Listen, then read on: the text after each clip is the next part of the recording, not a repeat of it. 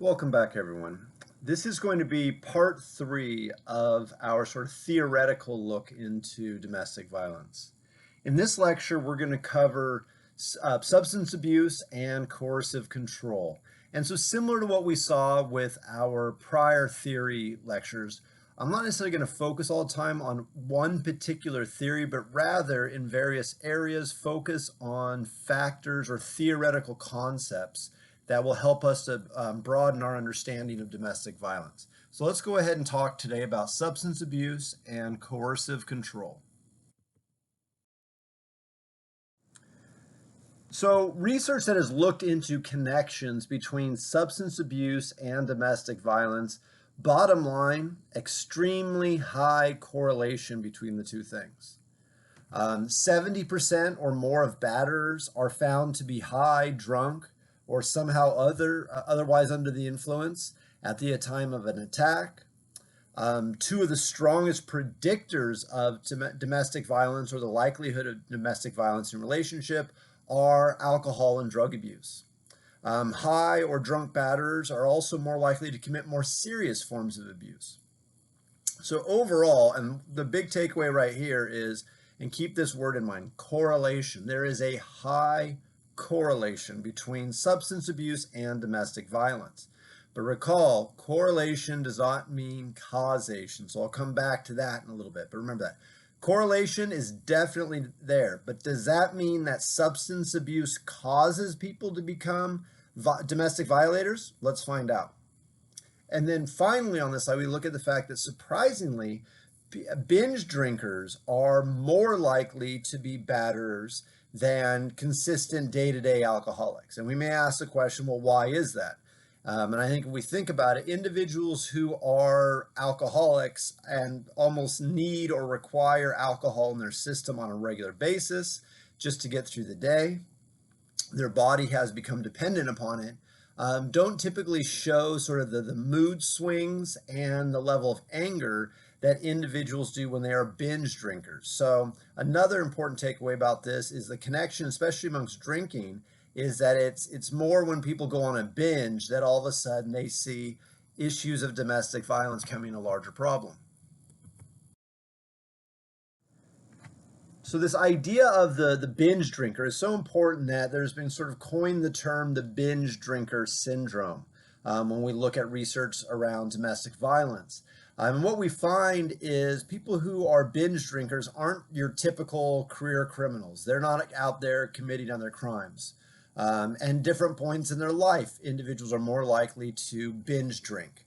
The Holtzworth-Monroe article mentioned on this one notes that individuals who tend to have periods of binge drinking tend to be domestic violence only offenders. So they're not going out there and committing other types of crime. And so it raises a couple questions. And one of the important theoretical questions that is raised by this is, do alcohol and drugs directly lead to violence, or are they more of a catalyst? That thing that puts it over the top and brings out their anger and their aggression. And I think you can probably already start to get an idea of where this is going.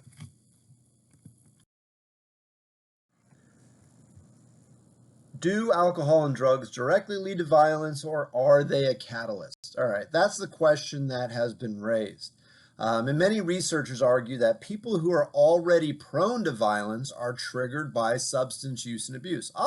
So we've heard that term before throughout these theory lectures, right? The idea of people being prone to violence. So once again, very similar to what I've stressed throughout all the theory, is it's usually sort of a collaboration of multiple theoretical factors drawing from different areas that create this sort of firestorm of domestic violence. And what we find is that there's an interaction between biological factors, psychological factors, sociological factors, and alcohol and drug use. So it's rarely that the research rarely finds that the substance abuse in and of itself is a causal factor, but rather it's correlated, or it's through it enhances some other sort of situation that's going on. And this raises an issue of control. So control is also always an important part when we think about theoretical understanding or theoretical perspectives in domestic violence. Individuals, by and large, who lack self-control or have the inability to control their whims or their impulses tend to have higher rates of criminal behavior in general, and especially domestic violence.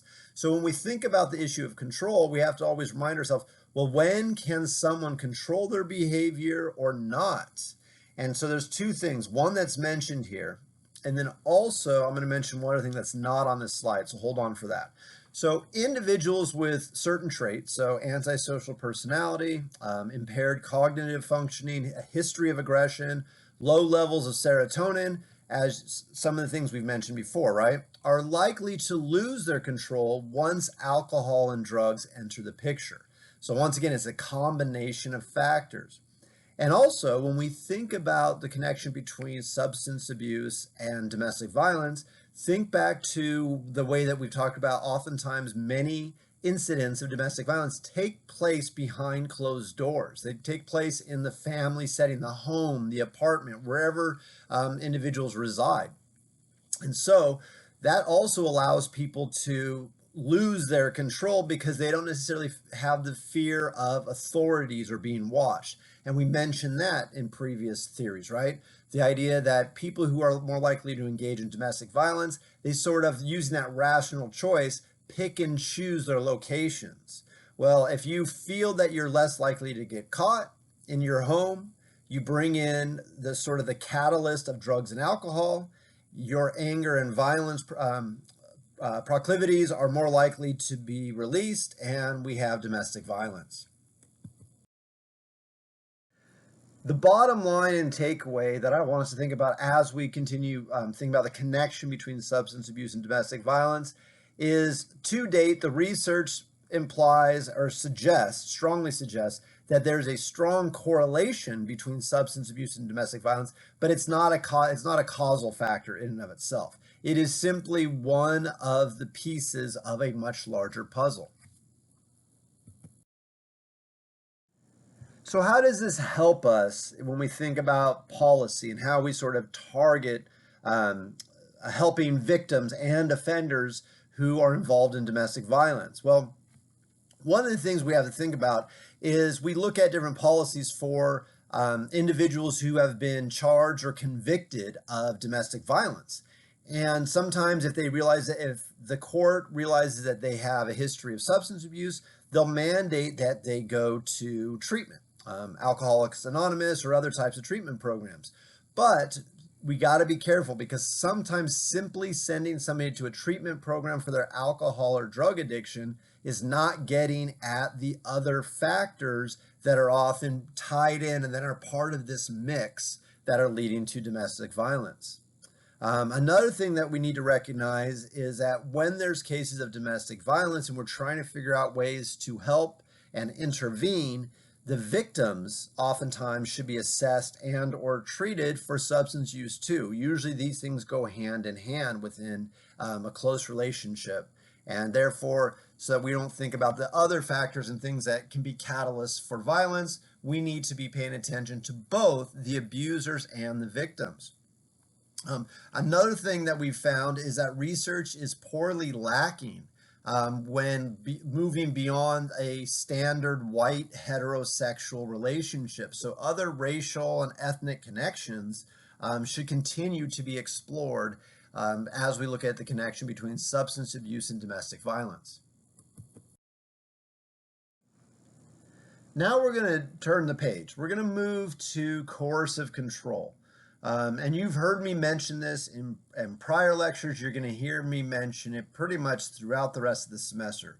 Since the 1970s, pretty much, coercive control has been sort of a theoretical framework or an area that's closely tied to domestic violence that's been gaining steam and gaining traction, not just from a research and theory point of view, but also we're starting to see the applications of it in intervention strategies, treatment strategies, as well as laws and policies that the courts are starting to use when trying to understand the nature of domestic violence. So we're going to break it down. This is sort of a mini outline of what we're going to see on the next few slides. First, we're going to talk about how coercive control starts to recognize sort of the broad nature of oppression that is usually a part of domestic violence. Also, and then we're going to look at the history of how we've, both the courts, legal experts, people working in social work, and individuals working with victims of domestic violence are recognizing the need for understanding these components of this thing called coercive control. Then we'll look at the idea of what we call the linked pattern versus separate episodes debate. And I'm going to use an earthquake analogy to sort of show the importance of recognizing the difference between these two things and the impact that they potentially can have on laws and policy changes going forward. We'll talk about the hidden harms that are often part of this coercive control framework, the criminality of behavior, and recognizing that we've got to be careful. Just, not everything that is part of an abusive or violent relationship is necessarily criminal. And so we need to recognize the scale of behaviors. And then recognize one of the things that we'll talk about is coercive control has grown out of similar situations, and we'll briefly touch on that. And then we'll wrap up with what is known as the Duluth Wheel, which came out of a framework co-pioneered by Alan Pence out of Minnesota in the early 1980s, and has been one of the leading approaches to dealing with and responding to cases of domestic violence. So let's go ahead and dive into coercive control. So the first thing we need to understand is, what's the story with coercive control? Well, coercive control recognizes, and this theoretical framework recognizes the broad nature of oppression that occurs in a relationship where domestic violence is present.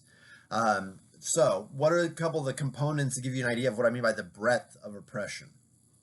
When we think about abuse in a relationship, there is what the term is a strategic course of abuse.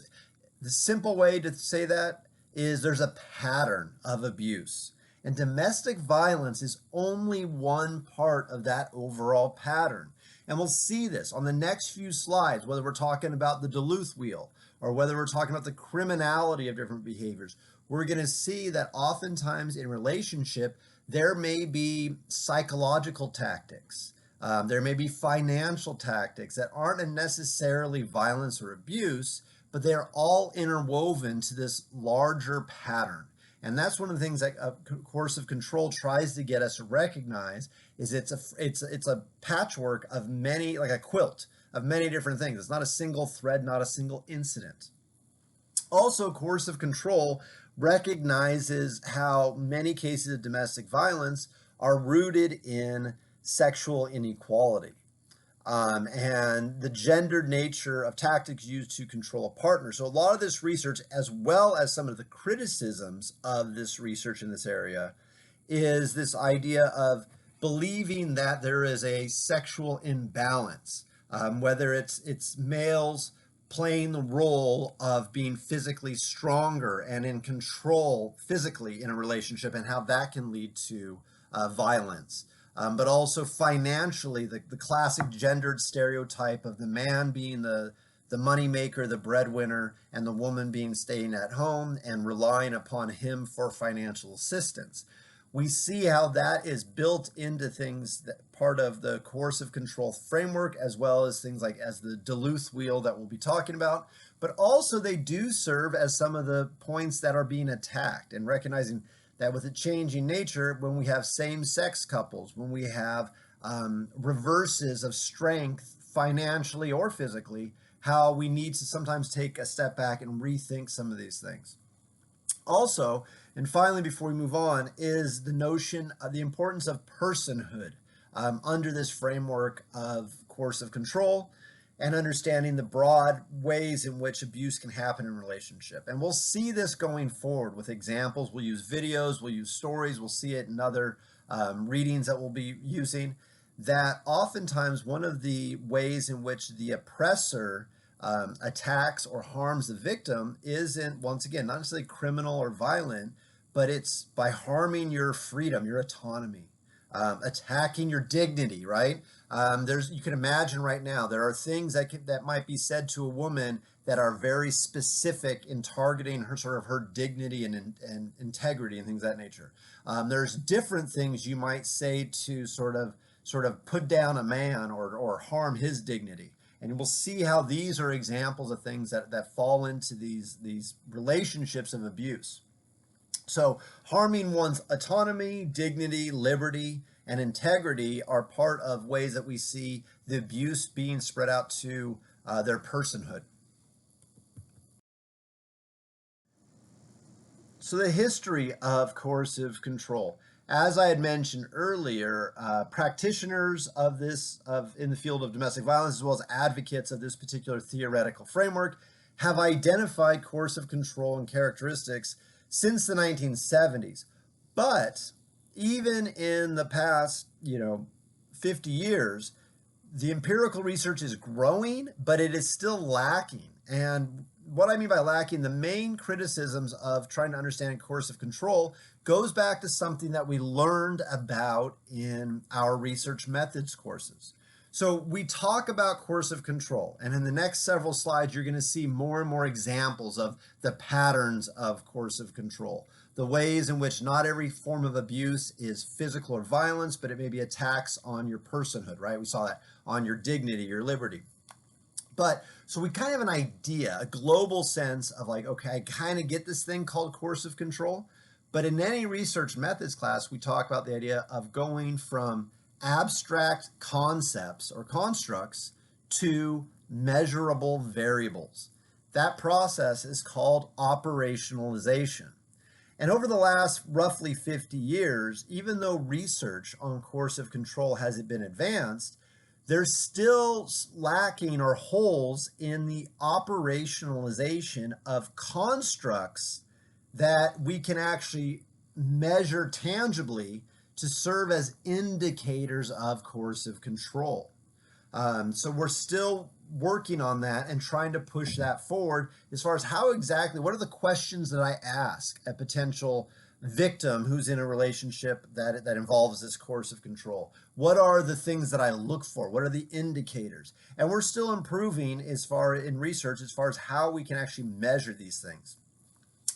When we look around the world, one of the things we notice is several countries in Europe are taking the lead and focusing on coercive control as a model to really understand domestic violence. And one of the things about the more that we get better research about this, the concepts involved with coercive control, we find different, whether it's survey instruments or psychological diagnostic tests, ways to assess and evaluate the levels of coercive control in any relationship. Once we've started to quantify that, then we can start to bring these things to the people who are working with victims. We can bring it to the courts when they're trying to mediate or handle family courts, etc., when they're trying to handle cases involving domestic violence and looking for indicators of this particular concept. The bottom line with coercive control is there's been a large cry from the research, in the research literature and from many professionals or practitioners that there is a need to incorporate coercive control into our understanding and handling of domestic violence. And one of the ways, probably the most salient way to think about this is this. Domestic violence is not separate episodes. So what do I mean by separate episodes? Domestic violence is not the one time that a man punches his wife and knocks out a tooth. Domestic violence is not the one time that a wife gets so frustrated with her husband that she takes a knife and slashes his arm, right? They are not these separate, extremely violent episodes that are then separated with time to rationalize what happened, appropriately choose to respond, get law enforcement involved, separate from your partner or your loved one. All these things that we think about from an outsider, where we think, well, if you have time, and why don't you leave? And why didn't you realize this was going on? Or don't you recognize this? Or why didn't you call the cops? That takes time and the opportunity for you to sit back and sort of have that downtime and reflect, right? Many of us have gotten into an argument with loved ones and friends, and in the heat of the moment, we say things that we go, oh my goodness.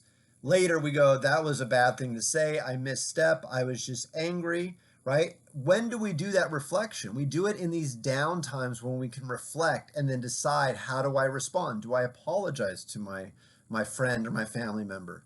And one of the things about domestic violence and that coercive control really pushes is that for everyone involved in a domestic violence situation, and namely the abuser and the victim, is they are not separate episodes with these down periods. Rather, as we're going to talk about, they are a sort of this continual pattern of abuse, where a down day may not mean that you're getting punched or hit or stabbed or whatever, but you're still getting demeaned. Your dignity is getting put down. And so there never is that sort of that time to like catch your breath and reflect on either side. And so when we start to think that domestic violence is not separate episodes, we have to think about, well, what's the bad part of thinking of it in this way? So the bad part of trying to handle and understand domestic violence as if it was each episode was a separate episode is that, one, it removes those specific acts of violence that occur at that bad time from their historical context, meaning it doesn't pay attention to what led up to that sort of that eruption. And this is why I'm going to use earthquakes. And you can think of volcanoes too, right? Volcanoes don't just decide to erupt, out of nowhere. Usually there's a buildup of pressure below the Earth's surface that eventually leads to this massive eruption. And this is the same thing with domestic violence. And the argument is that the cops, the courts, social workers, individuals working with these medical professionals need to understand that there is a history to every severe incident. Also, when we think about it, how do we respond? How do we identify domestic violence? If we are stuck with thinking about it as a bunch of separate episodes, then we're looking for the importance of a physical or noticeable injury in one act over the cumulative harms collected over time. So oftentimes if you go into the ER, they want to see that broken bone. They want to see that gash. They want to see that bruise in order to be able to say, yes, there is evidence, right? Especially in our field of criminology, you need the appropriate amount of evidence in either to charge or convict somebody of a crime, right? That's what we learn about in all of our legal classes. And the tough thing with domestic violence is oftentimes if the focus is only on those severe injuries, sometimes it's too late by the time those severe injuries are that obvious. But rather, we have to think about the little nicks, the little psychological impacts, the little physical harms that over time are destroying the victim and destroying that person. And those aren't being recognized when we think about domestic violence as separate episodes. And then also, when we think about it as separate episodes, we misses sort of the gendered nature of domestic violence. So what do I mean by misses the gendered nature of it? Well, there is give and take. And as we're going to learn, and we've sort of touched on already, the ways in which different abusers abuse their partners or the individuals that they're around or family members oftentimes has a gendered component to it. Men behave differently as far as how they express their thoughts, their emotions, their feelings than women do oftentimes. Young versus old sort of change how they express their emotions to each other. So with all of these, the key thing, if you haven't gotten already, is that we want to coercive control starts to stress the importance of not treating domestic violence as separate episodes. We need to think of it as a pattern. So maybe I've probably maybe tired of me talking about the pattern, but hopefully you get the idea of the importance of understanding domestic violence as a pattern. So these next two slides, what I've done here is these are not domestic violence. Now these are actually magnitudes of earthquakes in an area through roughly, what is it, about a month, from the 1st of December 2017 up through the 10th of January 2018. And so somebody may say, wow, we hear of a huge earthquake and we think, wow, that came out of the blue. That was so surprising. No one thought that earthquake would show up. Well, and a seismologist is going to look at you and go, look, if you've been looking at the small stuff, the little patterns of behavior, this big earthquake really wasn't that surprising. Oftentimes there was something that led up to it. There's a little minor shocks and aftershocks and things of that nature. And the same thing is true when we try to understand domestic violence, right? All of a sudden, wow, I didn't know. You hear when something really gets bad in the case of, say, homicide, spousal homicide, all of a sudden, I didn't know anything was wrong. We'll hear that in the news or in reports. Or I never knew it was that bad between, she had complained about him or he had complained about her, but I never thought it would turn to this. Well, that's oftentimes because one of the old adages is, you don't know, you may know your friends, you may know your neighbors, but you don't really know what goes on behind closed doors in that house. And so you don't see all these little small red spikes. All you see from an outside point of view, whether it's a neighbor, whether it's the cops, whether it's the courts, whether it's medical professionals, are these high spikes. So when we look at this slide of earthquakes, you see a lot of red. Right? I mean, if you saw this and you're going, okay, you're going, wow, this area, there's earthquake activity. I mean, there's highs and lows, but there's a lot of action. And so it makes that red in this slide makes it very clear that there is earthquake seismic activity in this area. But let's remove all those minor episodes, those ones that many of us, even sleeping in our own bed, or walking around our house or driving our car, would be like, I didn't even know there was an earthquake that happened. We remove those minor ones, and that's all I've done. I've sort of blocked them out. I'm not the best graphic artist, but you get the idea. I blocked out those. Now we look at this slide and we're like, wow, I don't see nearly as much red, right? Same thing with domestic violence. I only see these high things. I never knew that there was this continual pattern that was going on and building up to it. Here we see these the big ones, the big separate episodes that pop up, but then there's time. Oh, it's so quiet, and then it comes out of the blue. No, it didn't.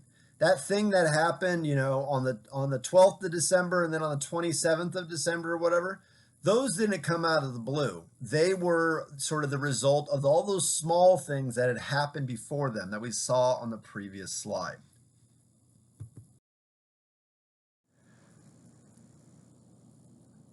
So we've stressed the importance of how coercive control emphasizes the notion of a pattern of behaviors. Now let's start to look at, let's break down what's part of that pattern of behavior that coercive control is trying to get us to understand when we look at domestic violence. Well, one of the things we have to think about are what are known as hidden harms. So hidden harms, once again, these are those things that take place behind closed doors, aren't technically criminal, aren't reported to medical professionals or the cops, but they are part of the damage that is occurring on a daily basis to the victims of domestic violence. So for one thing we talk about here is that first bullet point, fear and confinement. For many victims, they'll report that those are worse than the specific acts of physical abuse. And we'll see some videos in the coming weeks where former victims will report to a point where they're like, I was just, once he or she hit me or did something specific, I knew that it was done for a while. That was it. But it was the fear that at any moment their attacker or their batter would, not knowing if they were going to lash out or not knowing when they would lash out, knowing that they were confined and stuck with them day in and day out, and they were relying on that person those they report as often having more of a toll on them, especially psychologically, than the times when they're actually truly physically beaten or hit. And then also when we think about hidden harms, like, in the news loves to report those salient things, right? The serious attacks, the fatal attacks, the spousal homicide, those are what headline making. And so much of the way that we consume information as humans is that we like the serious and fatal stuff. And those are going to be more interesting and more attention grabbing than what we would call the day-to-day trivial assaults. And so but as researchers, we need to recognize that those day-to-day assaults are not trivial. They are building up to the next big earthquake, right?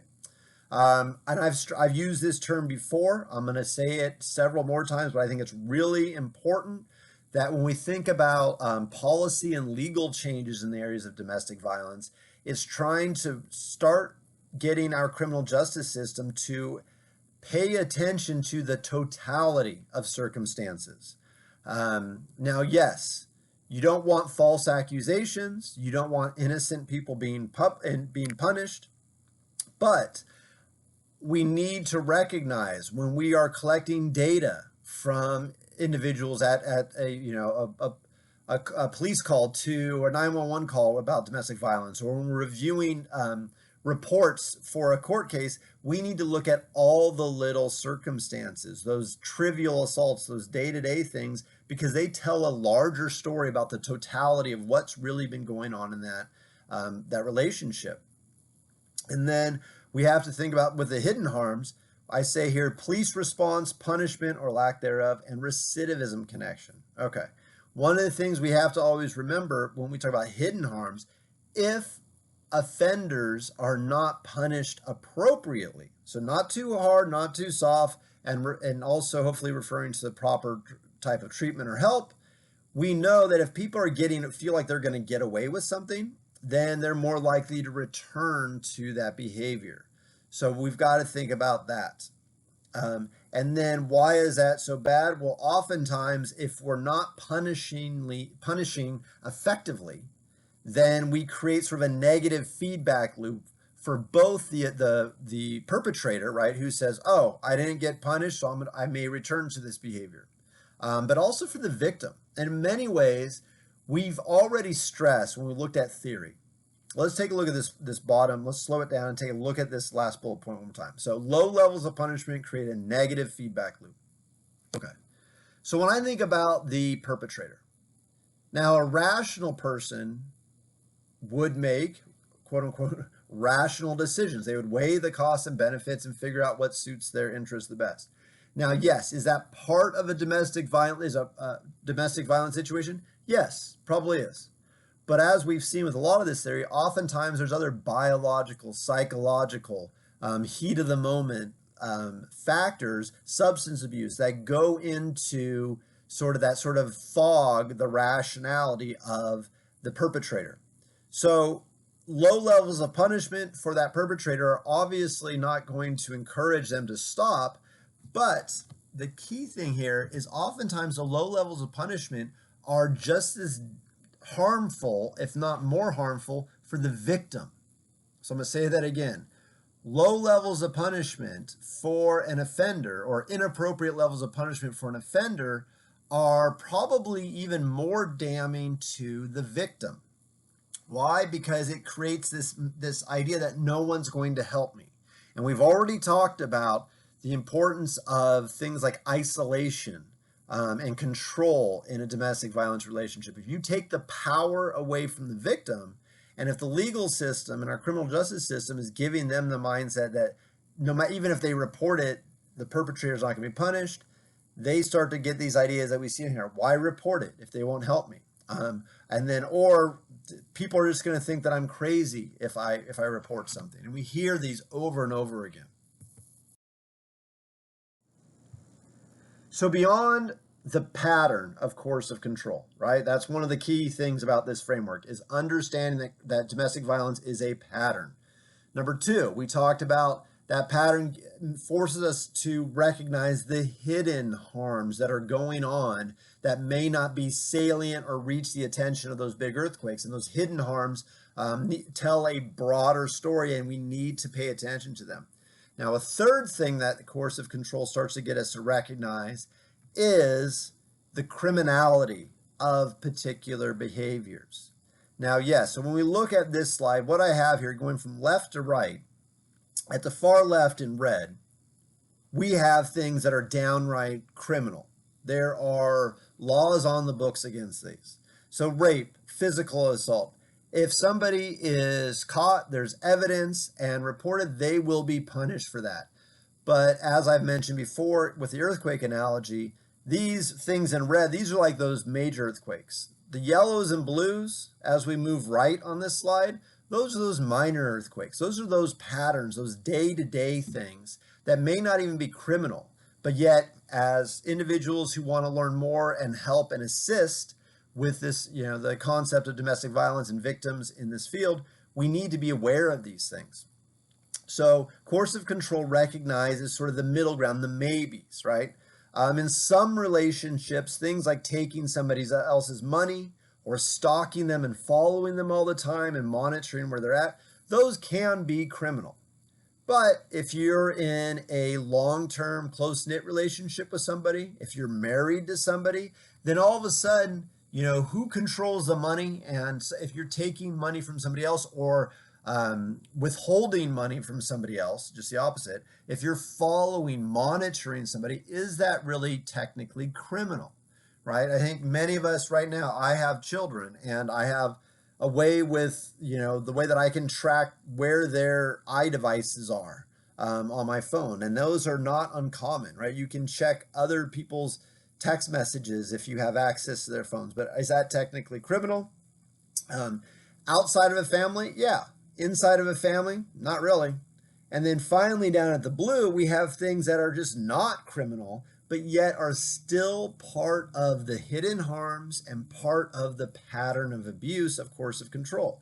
So things like your partner telling you what to wear.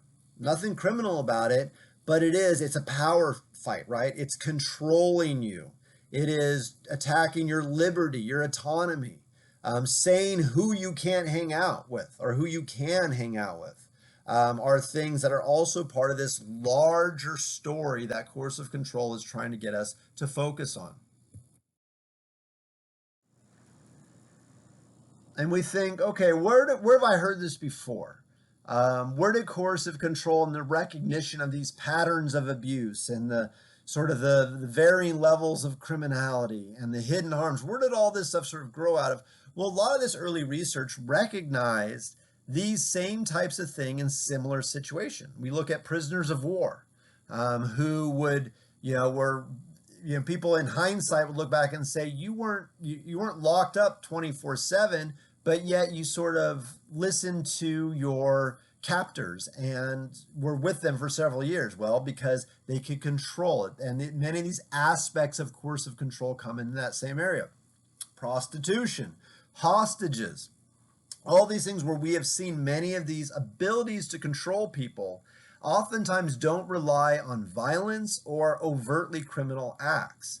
There are subtle ways that we can get inside people's heads and control them psychologically and oftentimes even physically, but without it's, as you saw earlier on a previous slide, often many victims report it's not the actual being punched or hit. It's not the big things. It's that fear and uncertainty and not knowing what's going to happen next that often is the most fearful and controlling thing for them. So what are the common themes that we see when we look at similar situations in course of control? These are things that we've talked about already, right? Things like isolation, threats, occasional rewards, right? All of a sudden you bring them back into the idea of going like, well, maybe things are going to get better. And we've already seen it with a couple of our TED Talks, and we'll see it with more examples that, oh, he promised or she promised and that things were going to get better. Or just once we made this move, or so-and-so got a job, or once the kids are grown, whatever it is, there's those little rewards and promises. But always the stronger things are the isolation, the threats, And eventually, and I think it's oftentimes it's not paid strongly enough attention to, why, when we think, why don't victims report? Why don't victims fight back? Why don't victims get out? Because they may not realize how exhausted they are until they are exhausted, to the point where they are thinking, why fight anymore? This is my lot in life. That's what I've got. And that's a really, I mean, obviously, hearing that, I think we all recognize that's a very sad thing. Is that oftentimes this pattern of coercive control eventually just results in the victim being exhausted, not even going to bother to reach out for help, doesn't even feel that they're worthy of help. And these are the things we're trying to stop. And I think this is some of the things I think coercive control and understanding this framework will help us, for all of us who want to make this situation, the phenomenon of domestic violence, better for everyone involved.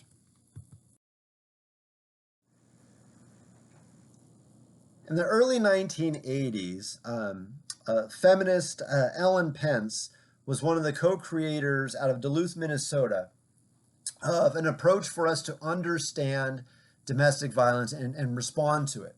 And what they came up with is generally called, it's a power and control wheel, but many people call it the Duluth wheel because of it, where it came from. And what you see here, I think it gives us a pretty good idea of sort of the nature of what this theoretical framework of coercive control has tried to share with us.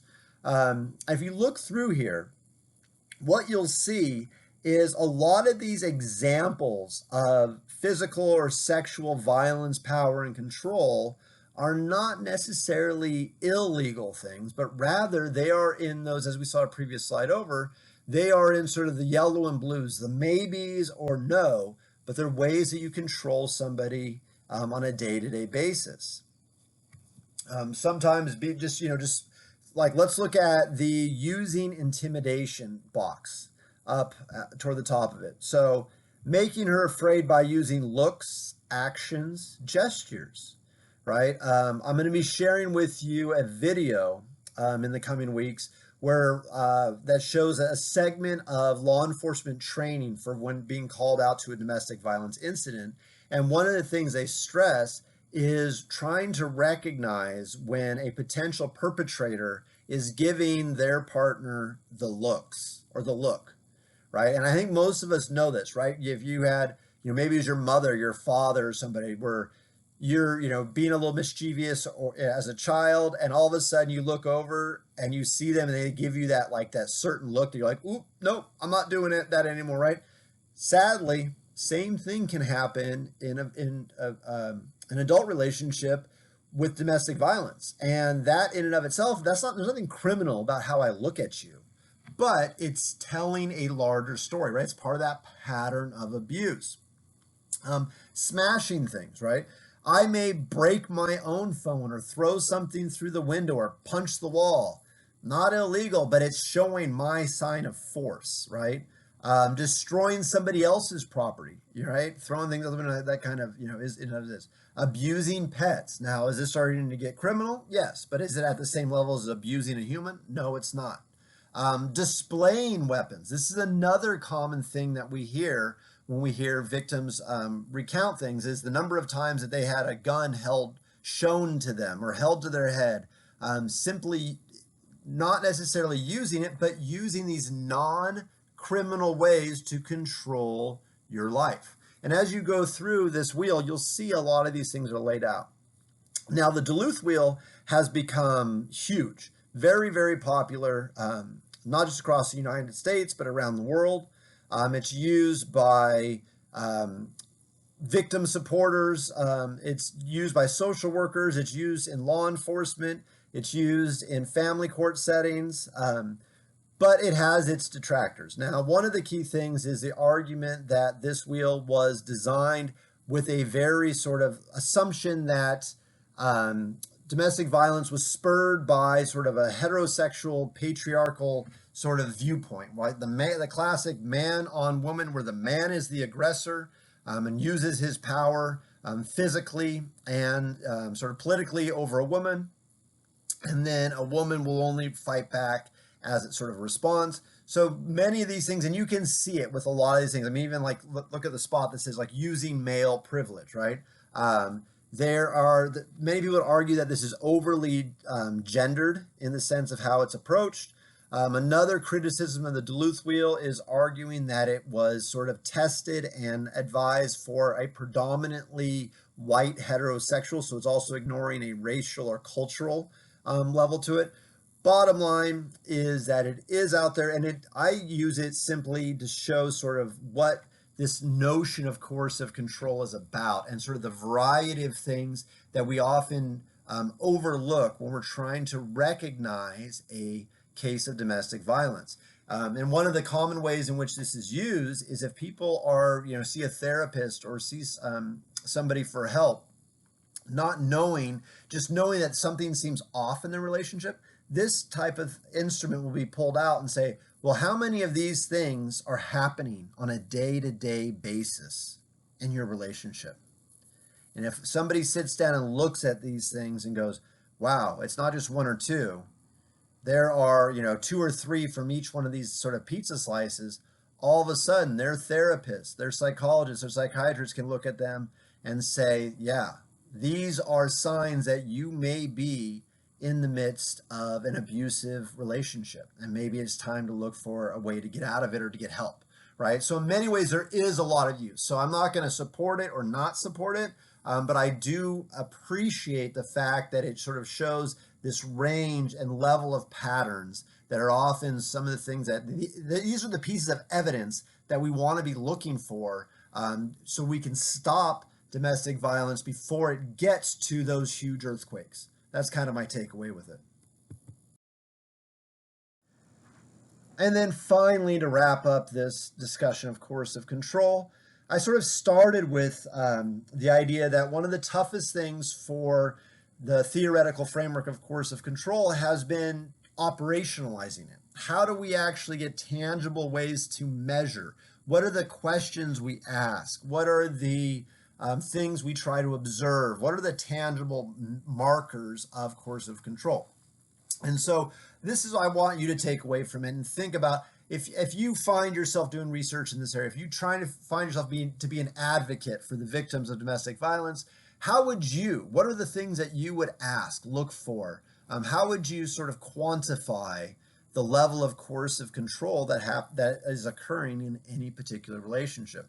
And so I'm going to read to you three different sort of comments in this area from research that's come out over the last 10 years. So Myhill 2015 quotes, more comprehensive measures are required in national surveys that consider a wider range of controlling behaviors as well as the meaning and impact of abuse. So there's two things in that quote I think that we've talked about. One is understanding there's a wider range of behaviors that we need to look for. And then two is also recognizing the impact and meaning of whatever it is on that person.